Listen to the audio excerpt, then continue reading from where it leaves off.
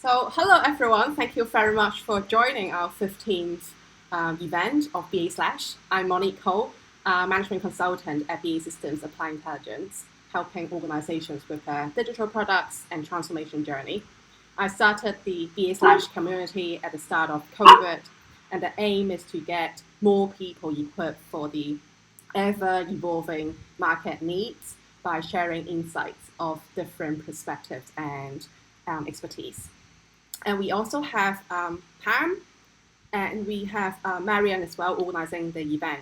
So would you like to introduce yourself, Pam, very quickly? Yeah, can you hear me okay? Yeah, that's good. Yeah, so I'm a BA. I work in the change space. I've been a BA for 15 plus years, and mainly for financial services. I'm a contractor, and prior to that, I was a developer. So quite familiar with the agile space, although a lot of the work I do, probably organisations are not quite adopting it as much, but hopefully that should change. Yeah. So welcome. That's great. Cool. Welcome on board. And this is the first event Pam is helping out. So yeah, so a warm welcome to you, and thank you so much for the efforts. And yeah, Thank you, Monique. No worries. And I'm also taking the opportunity to thank Alan for running the events in the last 12-ish months. He started a new job recently, so very busy on his new product owner role. But we'll see him around at some knowledge sharing and social events in the future. But let's thank you again to Alan. He has been a great help in running the community with me. So yeah, and today we are back on to the spatial chat after our first anniversary part, proximity. So the closer your video bubble to a person is, the louder you hear from them. So if it's convenient for you, I will highly recommend you switch on the camera so you can connect names with faces as well. And just a quick reminder, if you want to speak at the event, just to ask questions and all these, make sure that you have your microphone on. So the microphone is the button in the toolbar at the bottom of the screen. Is the right-hand mouse. So press that and your voice will be basically broadcast within the whole room. But if you want to keep some conversations just among yourselves for just a few individuals, just press that button off. That would do. And for the best experience for everyone, if you're not speaking, just mute your line, and it's the second right hand button on the on the toolbar. And also there's a quick short key. If you press the space bar on your keyboard, it will help mute and unmute yourself. Yeah, so just a quick note. I discovered it another time and it's very helpful. So yeah, and just as well, we will be doing a recording in this section so we can share the sharing and the discussion outcome with more people who can't join this event in person today, or people who would like to do a playback later on. But yeah, but just as a usual shout out, if you have not presented properly before, please get in touch with me, Marianne and Pam, because we want to know more about you and your stories on different projects and your learning. And I recognize there's a fair amount of colleagues from NTT Data today attending, so very warm welcome to you. Or maybe I need to do a cold welcome because it's too warm in London or in the UK right now. But it's really brilliant that we have Ian to join the chat today. And again, I try not to call it a fireside chat because it's just too warm to call it a fireside. And I met Ian as a kind of referral by Patrick Scanlon, who is a former colleague of BAE who joined NTT Data a few years back. And in the chat today, we'll cover 3 themes in terms of career progression, from how to get more things done with limited time, how to transform oneself from a doer to a leader, and also how to improve your visibility within your organization. And they are conducted a month ago, so thank you very much for those. who completed the survey. So in this section, Marianne and Pam will be collecting questions in the chat box. It's the right-hand column of your screen. So do put something there throughout the event, just a chat or questions. You are very welcome to unmute yourself for a direct chat at the end of each theme as well. And we will give you a prompt and you can turn on your microphone and join in for the discussion. So without further ado, let's introduce Ian. Good evening, everybody. Thank you very much for great introductions and why we're here today, Monique. And it's an absolute pleasure. And thank you so much for bringing me on. We've had a few discussions leading up to this, and it's been really enlightening. And I must say, we spoke about a number of different topics on the way to finding out what we want to talk about tonight. And we stumbled upon this one mainly because of a number of things. One, my personal journey, as well as a lot of recurring themes that are happening in both the organization I work in at NTT Data, where we're becoming really, really we are very people-centric, and we are really trying to grow people. But also, we see that in the industry. We see that as individuals, and how we are, we've been sitting down in these lockdown situations, and we've had lots of time to reflect on where we are in our careers and how we create visibility, how we stand above the crowd, how we actually progress our own careers a little bit more. And it's been made a lot hard during the COVID situation that we've been living in digital workspaces. But it became really, really evident that this would be a really nice topic to talk to, because one, close to my heart, and two, I think it's something that everyone could maybe empathize with a wee bit. But like I say, a lot of it came from a bit of my journey. And so if I can talk to you a little bit about that, introduce myself from that perspective. By no way, shape or form, I am at the end of a journey. No way. I'm very much at the beginning of my own personal career journey. Started off in South Africa, hence my very non-British accent. Although I live in London, in southwest London, a stone's throw from the Wimbledon Championships, which was quite nice this year with crowds in it, funny enough. But like I say, come from South Africa, lived in Johannesburg for practically all my life, where I started my career in the financial services sector. I worked for Africa's largest bank, Standard Bank, and moved around the bank in various departments, from retail banking, credit, and I went and did some business recoveries and credit recoveries, which was an education of note, and then slowly moved into what my passion is, which is more about digital transformation and technology, where I helped build teams, develop technologies, specifically on our secure internet platforms, but then also I started heading up wealth and investment from a digital perspective. So that was a bit of my banking world. But I then decided that I needed to grow a little bit more. I felt I was hitting a bit of a glass ceiling in some way. And I always looked at consulting as something where I could start to diversify myself, get a little bit into different industries, learn from other people, do lots of different things. So I took an incredibly large leap. Instead of just changing countries, I decided to, instead of changing companies, I decided to change countries and companies and industries. And at the same time, I got married, which was really, really exciting. So I did basically the three main things that would cause the greatest stress in someone's life all at once, which was great. It was exciting. Do it all at once. Why not? What doesn't kill you makes you stronger, I believe. But anyway, so it came to the UK, and I started working for a wealth tech company.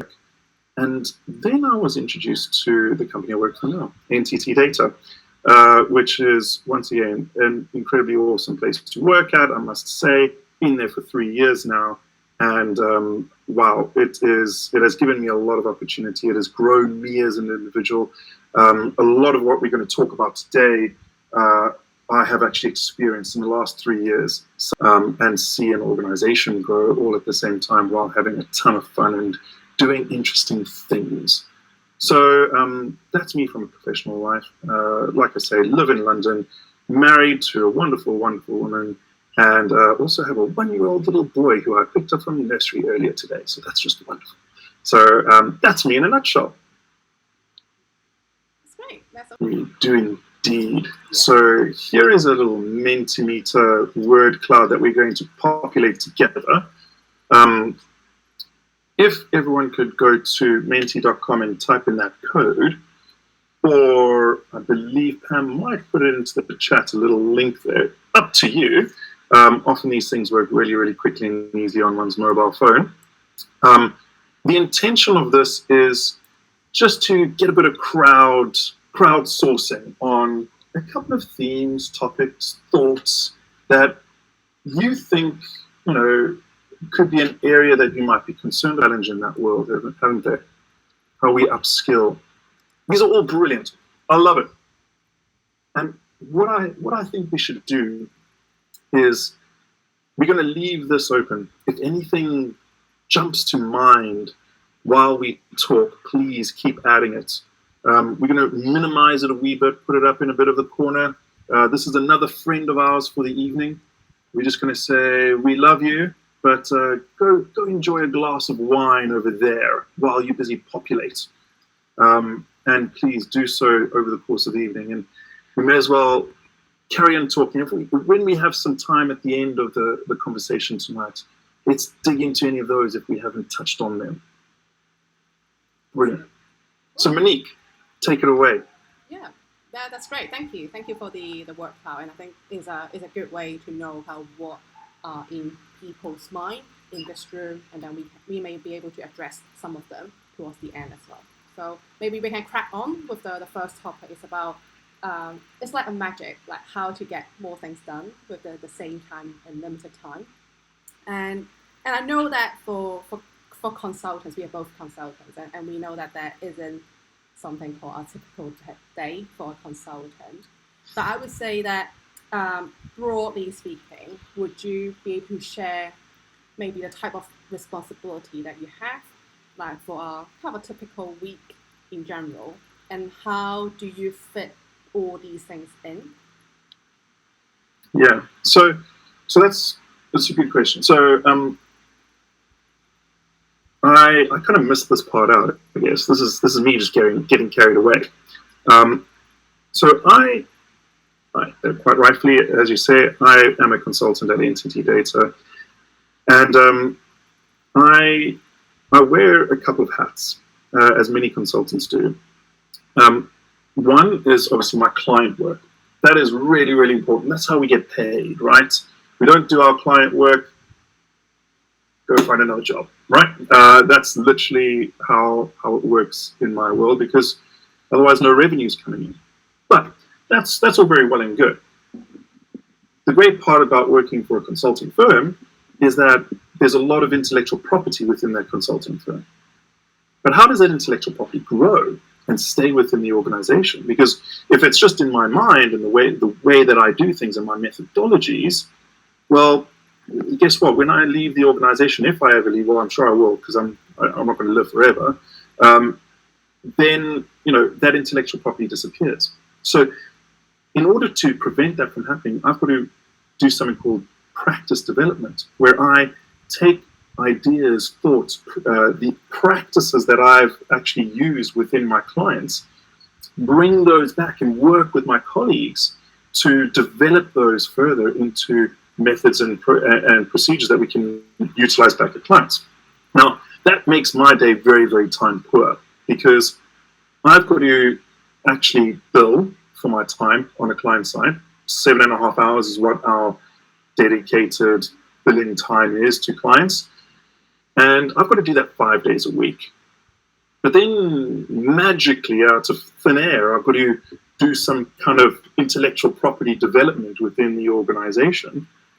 And I'm quite fortunate in a situation where I've got another component added to that where I'm what we call a people manager. So I've got to look after a couple of people within the company, help them grow, help them, achieve objectives, do some administration and all those kinds of things. Holy moly, I've only got my day's job, and then I've got a family life after that. But how do I fit it in? Well, the answer is it's tricky, but it's doable. And I tend to look at managing my time in a well-oiled machine called a backlog. Now, that comes from the agile world, as many of you will recognize. And I'll look at things and I'll say, okay, well, first of all, what is the weighted shortest job? So what are my quick wins? What can I get out of there as quickly as possible? And what is the highest value stuff that I need to attend to right now? Because the reality is, fortunately for me, the work that I do, nobody's life truly depends on it. And if I don't manage to get to it today, if I manage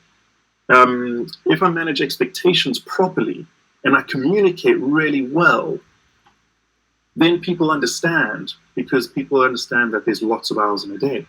So, number one, form a backlog. Understand what it is that you can actually do today. What are the really important things that you need to do today? And then prioritize those and communicate. But there's another secret element to that. It's the communication. Well, I need to multiply the number of days I have by not multiplying myself, because I can't clone myself.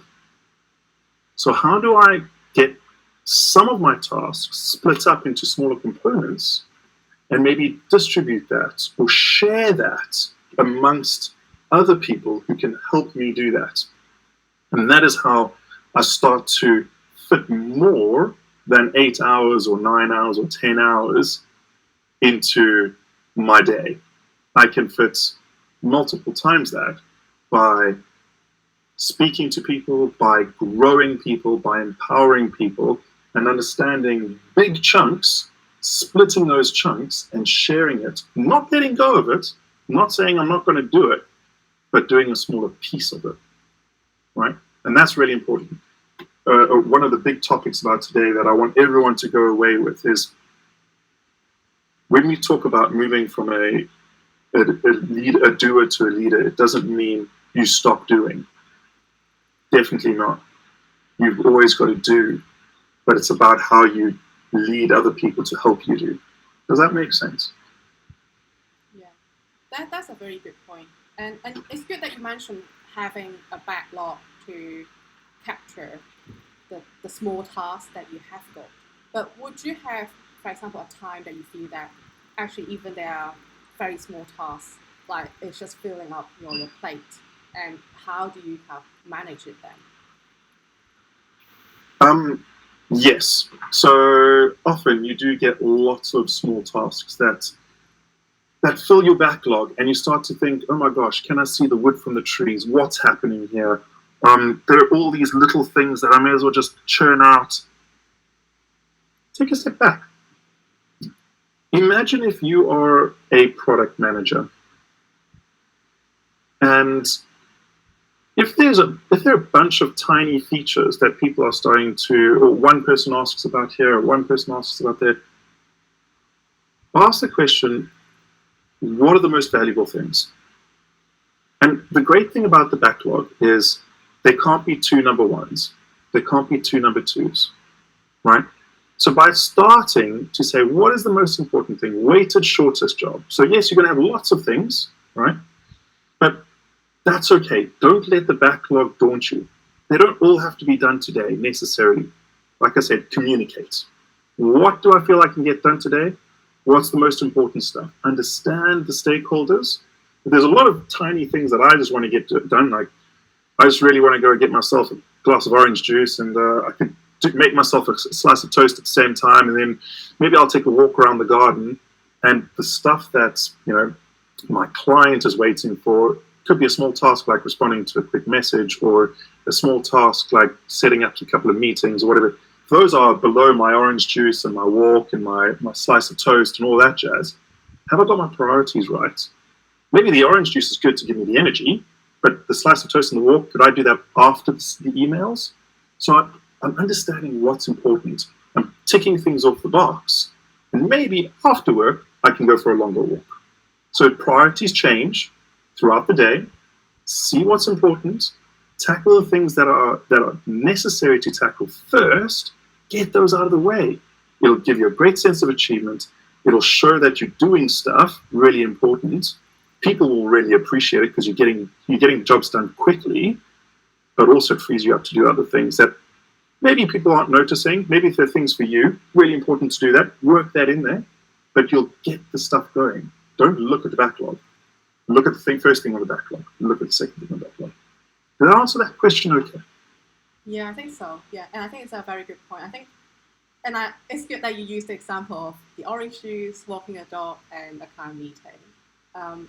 I think sometimes we feel very worried, or kind of some sort of anxiety is when you're drinking the orange juice, you think about, oh, I haven't done the preparation for a meeting. Or when I'm walking the dog, I feel that, oh, I haven't had like orange juice, something like that. And I think, as you said, it's about really paying attention to one task at one time. And I think that really helps clearing the backlog, because when doing one thing and thinking about another thing, it just wouldn't help getting one thing done. It's just dragging like the whole backlog by like another kind of, 15 minutes or even longer time. And I think that's a very important thing to note. And yeah. And something to add to that, actually, I've just thought about it, or it's reminded me that I don't know how many people are aware of the term content switching. It takes the human mind, I speak under correction, I think it's something in the round of, it's about 15 minutes or half an hour or something to content switch one's mind. It's shocking, because what happens is when we dedicate our brains to thinking in one thing, our synapses are firing in a particular way. If we try and move that focus, our brains are really, really smart muscles and really incredible machines. But in order to switch, we're actually starving resources from focusing on the one task. So then we become less efficient as we start to multitask too much. Now, we can multitask. Say, for example, if we take a walk while on a telephone call, that can be fine. So we can do a couple of things like that. Have the orange juice while maybe writing your list or thinking about that meeting that you've got to prepare for. Absolutely fine. But try not multitask on two, what I call it, thinking activities at the same time. It'll make you less efficient. So yeah. That's really good. And yeah, that reminds me of very recently I spoke with a CEO of a startup that has scaled up quite massively during the pandemic, and he mentioned something that's really interesting. It's along the line of, it's really easy to impress him a year ago because he knew very little about running like all the business functions within the startup. But like 1 year on, as he runs the business for longer, the more he knows like what works, what doesn't for his company, he really struggled to find people who know more than himself to fill the roles. And what's your take? Because you earlier you mentioned like you need to know how to delegate, you need to know how to communicate things to your team, to your colleagues, to your clients. So like what's your take in terms of that, like in terms of letting go or delegating the responsibilities? Oh yeah, I'd say that's one of the biggest transitions from that mindset of being it's an and. Now, so often we feel we don't have that confidence to let other people pick up something because we know it so well. Just like you say, that CEO It's like, I know my business intimately. No one can do, product management on my product like I can, because I just know it. I built it from the ground up. But what I find is so incredible is as soon as you bring another mind or another 2 minds or another 3 minds into a problem, you start to get different perspectives. And what I've started to do is I don't see it necessarily always as delegating, right? Because I don't like to just hand something over. That moves me out of being a doer, right? It's what is the doing I'm doing that's changing. So what I see it as is, okay, for example, if there is a particular set of tasks on, say, product management that we're busy looking at, and I've got all these things, and my backlog is completely overflowing. There's no possible way I can get this done. What I would do is I'd pull in a couple of my colleagues if I'm able to, and I'd say, right, let's spend a few minutes talking about this and dividing and conquering. Because number one, by getting other people's views and letting them try and learning and actually running with something, not only do we potentially get a completely different, completely better outcome, because the way I envisage things could be just one way. That could be completely tunnel vision, because someone else has been exposed to so many other things and they see a problem from a different angle. So they solve it from a different angle, which is refreshing. So then I learned something, and that is incredible. But also that person has learned something from that experience. So then the combined learning is actually almost, the sum is greater than the parts, right? And what happens is we then start up. It's okay if things don't necessarily go according to plan, because sometimes that plan was maybe flawed. And sometimes if it wasn't flawed and it still didn't go according to plan, you know what did go according to plan? People learned. And it means the next time they do something, it'll go a lot better, and then even better. And what starts happening is those people are going to start building even more confidence in themselves.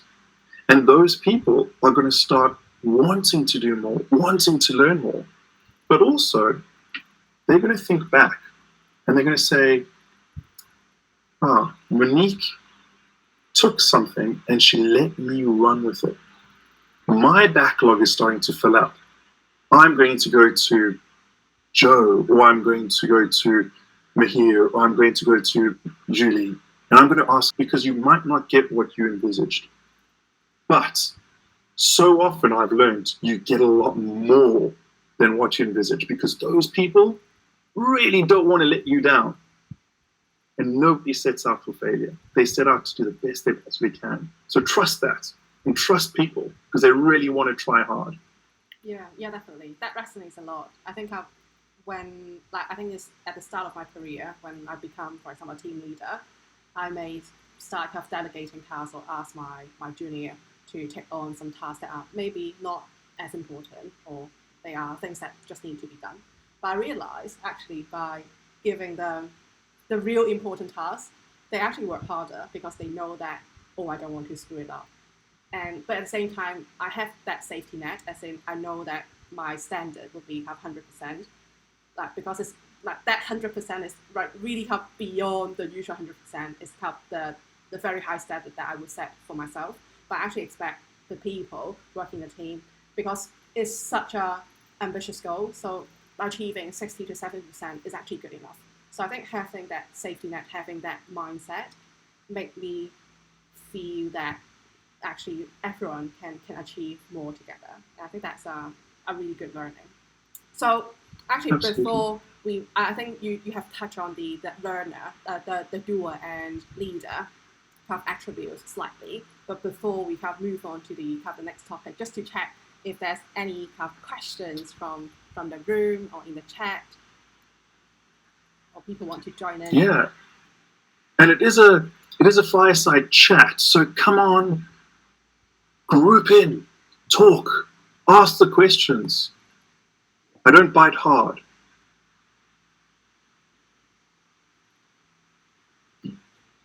Okay. Yeah, hi. I was wondering.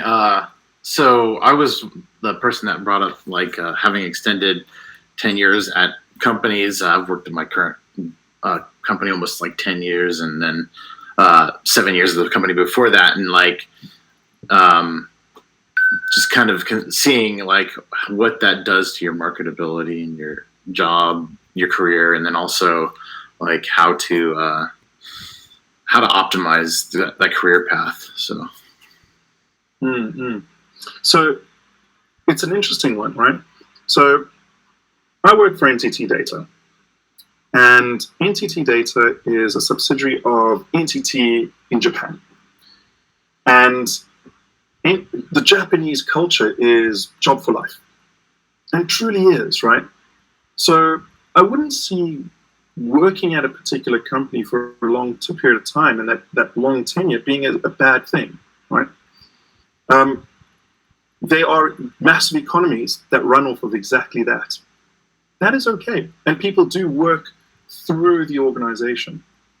What I would rather ask you the question of is, where do you want to see yourself? Right? What is that position maybe in a few years' time, maybe a few more? And is that role within your organization? Now, I bet to say it probably is. You work for an organization, and you have worked for an organization for a very long time. And you do that for a reason, right? You probably enjoy the people you work with, you enjoy the culture of that organization, and you probably do great work, right? So you enjoy it. Now, yes, there is, that whole argument of maybe the grass is greener on the other side. But you know what? There's something special about working for a good company. The grass isn't always greener on the other side. I've jumped companies a number of times. I'm incredibly happy where I am. And I've learned by moving about. Has it progressed my career? Sometimes. I'll be honest, it has. Sometimes no. So it's not always guaranteed.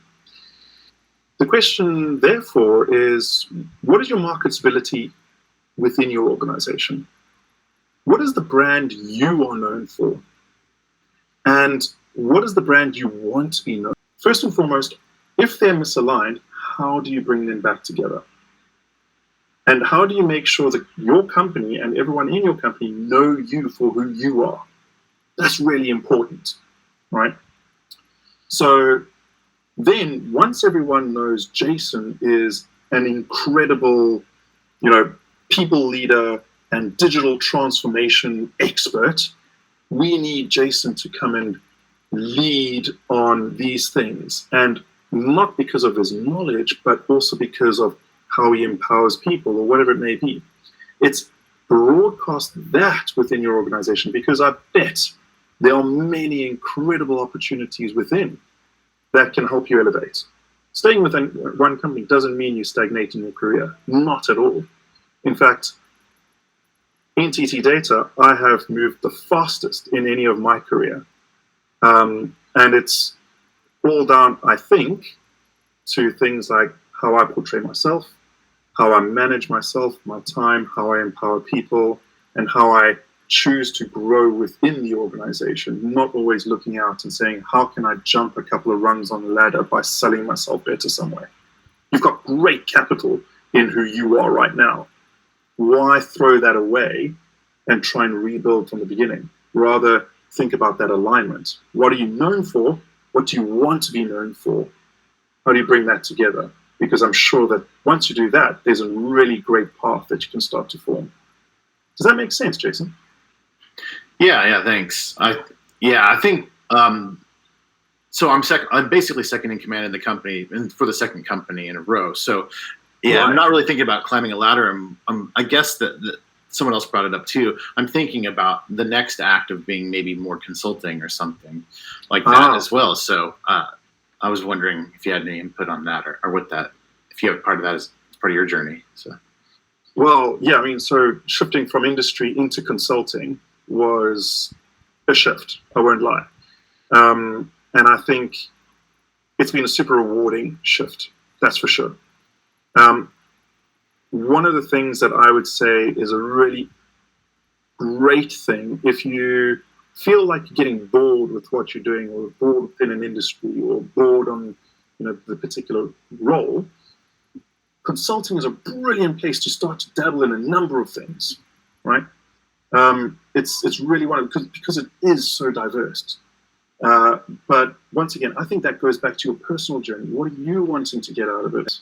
Yeah, and it's really interesting about, like Jason mentioned, moving into consulting potentially as the next step, because we got a question from Simon about how do you see, like, if there's any kind of differences between consulting and versus industry. Absolutely. I see a massive difference between industry and consulting. What I love about consulting is that it feels like we actually do a lot more that our clients and their customers and clients. What my experience has shown is it's been a lot larger, a lot higher, and a lot more rewarding. Not just for me, for the people I work with, for for the clients that I work with, and that has been really, really fantastic. Also, if you are helping someone else do that, they're definitely going to take you under their wing and help you create as best an output as possible, because you said it really well, Monique. You've got a bar and you see 100% as something. And someone who takes over a task may not get to your 100%, but you're going to try and work them as close as possible to that and coach and mentor them to get there. So by doing that, you build your confidence. You build a bit of a brand within the organization of, number one, you do things that add value. Number two, you are helping people. And number three, you're becoming known for something. That's really important. Become known for something. When you start to do that, what's really, really useful is start to write a blog. Do something that shows your passion, your expertise, and put it in the public domain. It's always good to check with your company to make sure that they're okay with putting your content, because often you are advertising your organization at the same time. So just be knowledgeable of the public domain and what you're putting out there. But more often than not, organizations are more than willing for you to put a viewpoint out there. It's really great marketing for the organization. It's great marketing for your own brand. It starts to put you down, peg you as a subject matter expert or known for something. Ironically, that's one way that I got onto BA Slash, right? And it's a really great mechanism to bring up your own confidence, bring up your own brand, start to get known for the thing that you really are passionate about, and do more work that you love doing. It's a virtuous circle. It's fantastic. So it all starts with seeking out those places, those people, and the work that actually helps you do that, and step forward. Do it. Try. Yeah, I think that's a really good point. I pick up two things there. So number one is it's actually lots of hard work to build your personal brand. And that was why not many people are building their personal brand. They are wandering around. They are one of the crowd there. So yeah, so I think do expect you need to put in efforts to make your personal brand work, and it's going to be like one thing or many things on your backlog that Ian mentioned. And as Ian mentioned, because if you really want to build your personal brand, you will be able to squeeze the time, squeeze the efforts to achieve that. So I think that's a very important one. And I know that Ian, you mentioned how blogging is a very good way to get yourself out. I know how there will be people that are more happy with, for example, a video conference like this, or I think there are lots of people, they put things out there on LinkedIn as a video, or have a blog, or on YouTube, like various ways of a podcast. So do find a way that would suit you and you feel comfortable with it. And if you think that, none of that is very comfortable, pick one thing. I know it's going to be a little bit uncomfortable to step outside of the comfort zone, but that's where what we are doing to build a personal brand is not a natural thing. It's you need that one step forward. So yeah, I think that's really good for yeah. And I think I picked up a quick message from the organization should look after you, and also you should be able to look after the people around us as well. So I think that's really important. Yeah. And Absolutely. yeah, and maybe there's a term that I was referred to by someone I look up to very greatly, who said sometimes the organization actually gives you circles around, you'll do it next time. The organization will look after you. That's great. Amazing.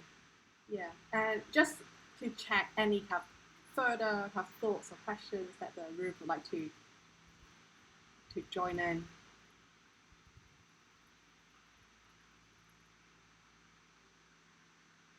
No? Okay. Maybe I'll something, if I may, very quickly, Monique. Yeah. May I pick up on that imposter syndrome component just very quickly?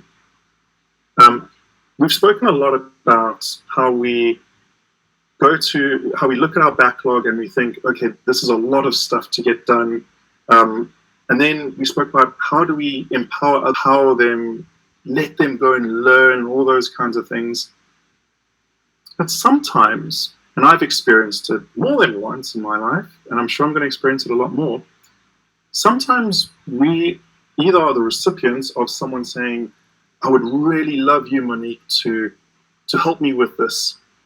And sometimes we could think, I don't know what they see in me. I don't know how I can do that.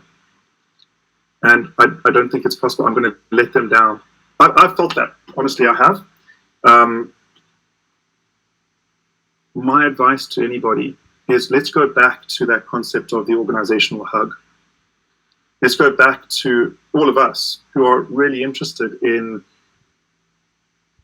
moving into that leadership mindset of hugging other people.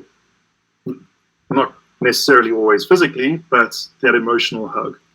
And saying, I have confidence in you. And it's okay if you don't think you can do something. Let's do it together. And sometimes what that requires, like any old agile concept when we review our backlog, is to do a bit of backlog refinement and shuffle things around because some things become a little bit more important. And the technique I do is I reprioritize that backlog. And what we need to do is prioritize those people to empower them and give them that confidence boost to remove that imposter syndrome and help them realize, yes, I can do this, and move on and then pick it up. Because once they get that and they feel empowered and they feel truly supported and you've proven that safety net and that hug, then the world is the limit. Well, sky is the limit, not the world. And what ends up happening is the next time you go to that person, invariably that imposter syndrome starts to disappear, and they know that you've got them, and they know that they can achieve anything. And that is really, really powerful. I can't impress more on empowering people and giving them that hug and helping them grow, because that really helps your backlog. It helps the group think and solve problems in a better way. Does that make sense? Yeah, that's really kind of inspiring and makes sense. So I'm conscious that we basically get to the end of the section. So, and I hate to say it because I feel that we have lots more that we want to discuss.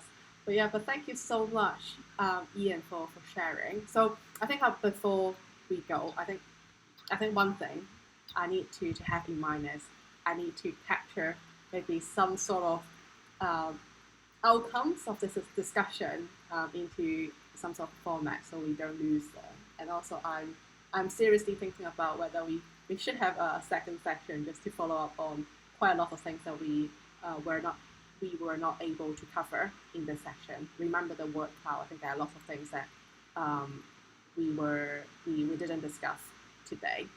So that's number one. Number two is Ian is going to open up a survey just to get some feedback from you all in terms of how you feel about the event today. Did you learn something from it? How do you find the format and all these? So it would be good to get those. Yeah, and feel free to suggest any topics for the future as well. And as I said, and as Ian said as well, like go outside the comfort zone if you think that BA Slash is actually a supportive, safe forum for you to share your views or just to get some support to sharpen your presentation skills. Do contact myself, Marianne, and Pam. We are here to help you. So please do. And yeah, so hope you really enjoyed the chat. I enjoyed it, and I have lots of take-home messages as well. And our next event is going to be in mid-August, where we have Gary Holmes to share his top tips on negotiation. And it's going to be such an interesting one because I had a dry run with Gary already, and I learned a lot, and I think that resonates quite a lot with what Ian mentioned. It's about how to go outside of your comfort zone, how to work with individuals out there, have daily life or workplace in a good way, and you get to empower people at the same time. You get what you would need from them as well, and it's all about negotiation somehow. So hope to see you next time, and wash hands and take care.